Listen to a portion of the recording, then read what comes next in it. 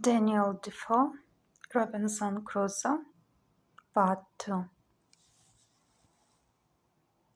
He told me I might judge of the happiness of this state by this one thing, viz., that this was the state of life which all other people envied. That kings have frequently lamented the miserable consequence of being born to great things, and wished they had been placed in the middle of the two extremes between the mean and the great, that the wise man gave his testimony to this as the standard of felicity when he prayed to have neither poverty nor riches. He bade me observe it, and I should always find that the calamities of life were shared among the upper and lower part of mankind, but that the middle station had the fewest disasters, and was not exposed to so many vicissitudes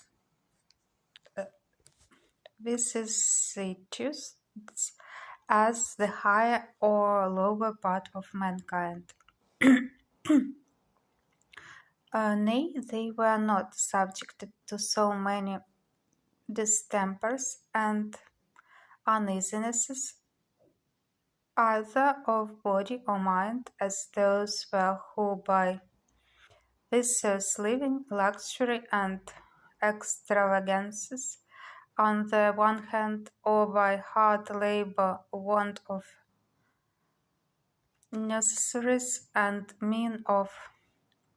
insufficient diet, on the other hand, bring distemper upon themselves by the natural consequences of their way of living, that the middle station of life was calculated for all kind of virtue and all kind of enjoyments, that peace and plenty were the handmaids of a middle fortune, that temperance, moderation, quietness, health, society, all agreeable diversions, and all desirable pleasures were the blessings attending the middle station of life. That this way man went silently and smoothly through the world and comfortably out of it, not embarrassed with the labors of the hands or of the head, not sold to a life of slavery for daily bread, nor harassed with perplexed circumstances, which rob the soul of peace and the body of rest, nor enraged with the passion of envy or the secret burning lust of ambition for great things, but in easy circumstances, sliding gently through the world,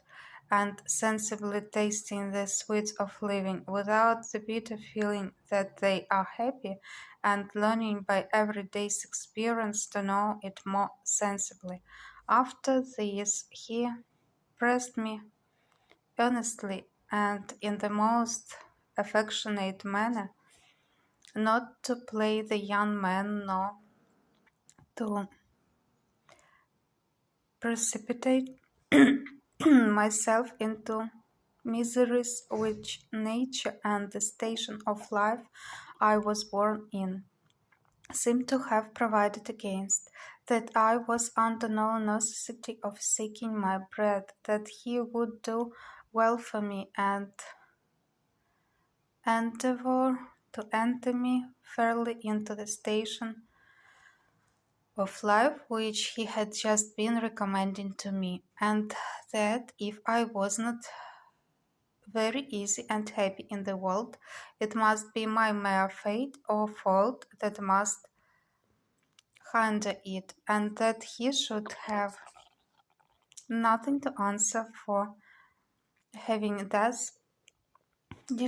discharged his duty in warning me against measures which he knew would be to my heart, in a word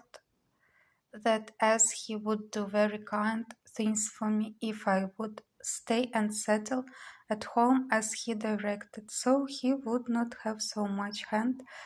in my misfortunes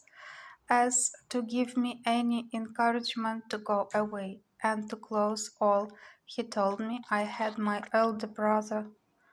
for an example, to whom he had used the same earnest per persuasions to keep him from going into the Low Country wars, but could not prevail, his young desires prompting him to run into the army, where he was killed.